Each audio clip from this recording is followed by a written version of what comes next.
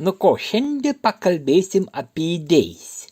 Kol kas matom balto popierį, balto stalo ir balto idėjo, nes jos nėra. Kai bus idėjai, tada mes čia kažko padėsim, pavyzdžiui, kaip ir šitie. Kaip ir vėl žino, kas teka turėti, kam čia yra kortelių skaitytuvas toks. Nu, iš esmės nesvarbu, bet iš savo patirties gal pasakyti, kad jie labai gandai, jie niekam tiki. Yra va. Čia dedas kortelės 2 rūšių, bet jos man jau sugeda, spėja sugesti. Nežinau, kas nutiko, arba jį bandysim pataisyti. Vienas variantas, arba kits variantas, kažko padaryti iš ją reikėtų. Tik dar nesugalvojo ko. Pamyslikim.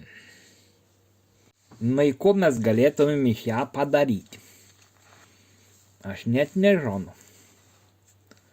Nu, mes jį galim kol kas išardyti, bet jos neįsiart, o įsiarta. Galim perskirti mes jį. Per pusę. Pavyzdžiui, va. Taip. Jeigu mums pavyks, mes jį perskirsim. Na va, kaip atrodo tas kortelių skaitytuvas. Įtarka va tas šašas juods nusproga. Jį reiktų nudraskyti, bet nesvarbu. Čia dar kvarcas yra. Lizdelis ir USB jungtelė. Galbūt, kad čia gražiai išpjaus. Mes turėtumėm labai neblogo USB kištuko. Šiaip yra dar idėja, va, yra lauk tokių va. Kortelių skaitytuvų nuo stalinių kompiuterių. Šitie yra patikimi labai retai, bent jau man labai retai sugenda. Tuo labiau metalins, ši matas jis rimtesnis. Tai yra tokia idėja, va, ant šitą galą. Jį galim uždėti, USB jungti. Va šitą kištuką. Va, čia uždėti.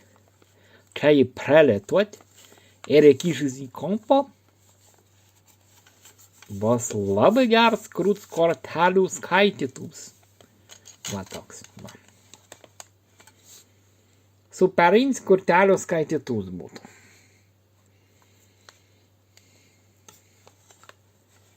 Va, čia visokiam būtų kortelėm.